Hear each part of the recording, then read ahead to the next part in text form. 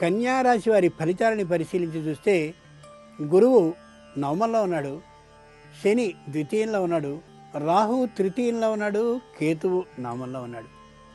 ఈ పరిస్థితిని పరిశీలించి చూస్తే వివాహాదులు నిదానంగా అలా ఒడ్డెక్కుతాయి. అలాగే నిందలు మెల్లమెల్లగా తొలగుతూ కనిపిస్తాయి. ధనం మెల్లగా వ్యయం అవుతూ ఉన్న ఆదాయం కనిపిస్తూ ఉంటుంది. ఉత్తరా ఫల్గుని నక్షత్ర జాతకులకి వివాహాలు కుదిరినా నిదానంగా సాగుతూ మెల్లగా ఒడ్డెక్కే పరిస్థితి కనిపిస్తుంది. హస్త నక్షత్ర జాతకులకి ధనం అనేటటువంటిది వచ్చి ఉన్నప్పటికీ కూడా దానికి సరిపోయేటటువంటి ఖర్చు సిద్ధంగా ఉండి మెల్లమెల్లగా ఖర్చు అవుతూ ఉంటుంది. తిరిగి మళ్ళీ రాబడి చేకూరుతూ ఉంటుంది.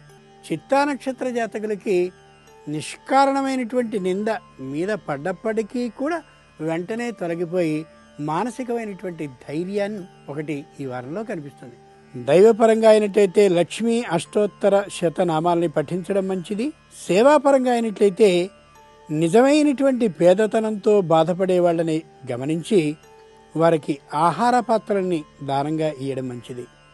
ఇక ఈ వారం ఈ రాశివారు మానసికమైనటువంటి ప్రశాంతత కోసం ప్రసిద్ధమైనటువంటి పుణ్యక్షేత్రానికి తరలి వెళ్ళడం మంచిది.